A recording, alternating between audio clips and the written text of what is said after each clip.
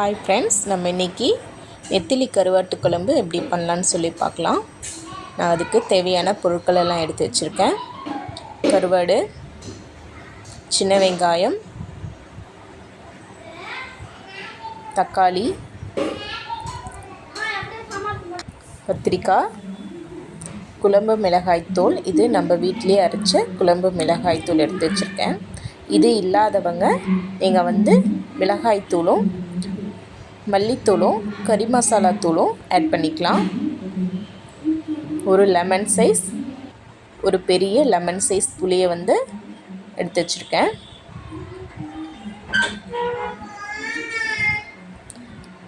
இப்போ நம்ம இந்த கருவாட்டை முதல்ல க்ளீன் பண்ணி எடுத்து வச்சுக்கலாம். அதற்கு நம்ம முதல்ல அந்த கருவாட்டை நல்லா வெறும் கடாயில் போட்டு நல்லா ரோஸ்ட் பண்ணி எடுத்து ஒரு 2-3 டைம் சுடு தண்ணி வச்சு நல்லா அலசி எடுத்து வச்சுக்கோங்க. இப்போ ஒரு சட்டியில் ஒரு 3 ஸ்பூன் எண்ணெய் விட்டுருக்கேன். அதில் கொஞ்சம் கடுகு பொரிஞ்சதுக்கப்புறம் நம்ம சின்ன வெங்காயம் ஆட் பண்ணிக்கலாம். இப்போ கடுகு பொரிய ஆரம்பிச்சிருச்சு. பொரிஞ்சதுக்கப்புறம் சின்ன வெங்காயம்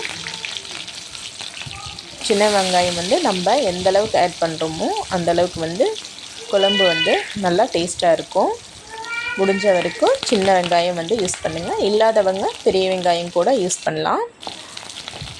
கொஞ்சம் கருவேப்பிலை சேர்த்து நல்லா வதக்கி விடுங்க. இது ரொம்ப ப்ரௌனாக வதங்கணும் அப்படின்னு சொல்லி தேவையில்லை. ஒரு கண்ணாடி பதத்துக்கு வந்தால் போதும். இந்தளவுக்கு வெங்காயம் வதங்கினா போதும். இப்போ இந்த ஸ்டேஜில் தக்காளி 2 தக்காளி எடுத்து வச்சுருக்கேன். 2 தக்காளி ஆட் பண்ணிக்கலாம். இது சின்ன தக்காளி அப்படிங்கிறதுனால நான் 2 தக்காளி எடுத்து வச்சுருக்கேன். இதுவே பெரிய தக்காளியாக இருந்தால் நீங்கள் ஒரு பெரிய தக்காளி மட்டும் போட்டுக்கோங்க. நம்ம புளி ஆட் பண்ணுறோம், அதனால் தக்காளி பார்த்து சேர்த்துக்கோங்க. தக்காளி போட்டதுக்கப்புறம் நம்ம இந்த ஸ்டேஜ்லேயே குழம்புக்கு தேவையான உப்பை நான் சேர்த்துக்கிறேன். உப்பை சேர்த்து நல்லா வதக்கி விடுங்க. தக்காளி நல்லா குழைய வேகணும். இந்தளவுக்கு நல்லா வதக்கி விடுங்க.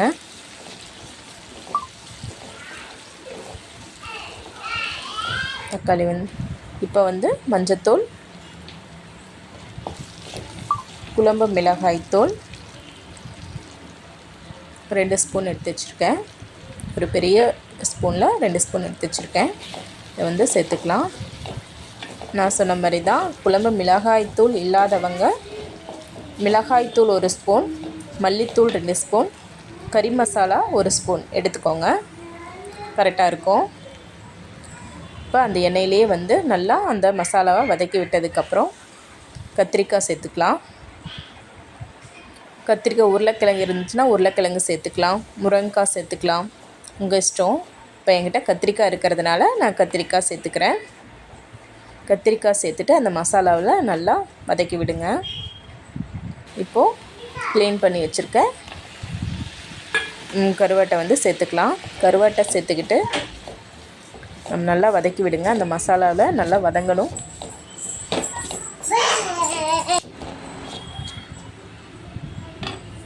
நல்லா வதக்கி விட்டதுக்கப்புறம் இப்போ கரைச்சி வச்சுருக்க புளியை நம்ம சேர்த்துக்கலாம். புளியை சேர்த்துக்கலாம். சேர்த்துட்டு நல்லா கிளறி விடுங்க.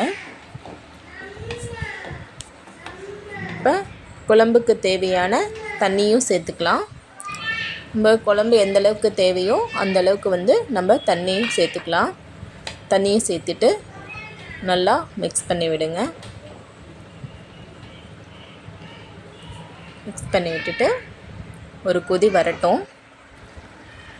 கொதி வந்ததுக்கப்புறம் நீங்கள் உப்பு காரம் செக் பண்ணிவிட்டு பத்தலை அப்படின்னா இந்த ஸ்டேஜில் நீங்கள் சேர்த்துக்கலாம்.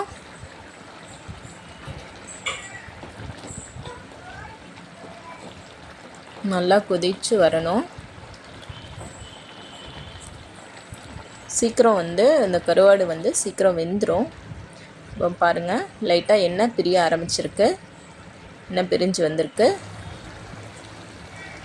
நல்லா எண்ணெய் பிரிஞ்சு வந்ததுக்கப்புறம் நம்ம அடுப்பை வந்து ஆஃப் பண்ணிடலாம்.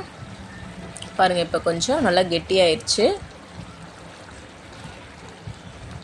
நம்ம போட்டிருந்த கத்திரிக்காய், கருவாடு எல்லாம் நல்லா வெந்துருச்சு. இப்போ இந்த ஸ்டேஜில் வந்து நம்ம அடுப்பை ஆஃப் பண்ணிடலாம். இன்றைக்கி நான் களியோட வந்து கருவாட்டு குழம்ப வந்து சர்வ் பண்ணியிருக்கேன். நீங்கள் ட்ரை பண்ணி பாருங்கள், கருவாட்டு குழம்பு எப்படி இருக்குன்னு சொல்லி கமெண்ட் பண்ணுங்கள், ஷேர் பண்ணுங்கள், லைக் பண்ணுங்கள். தேங்க்யூ.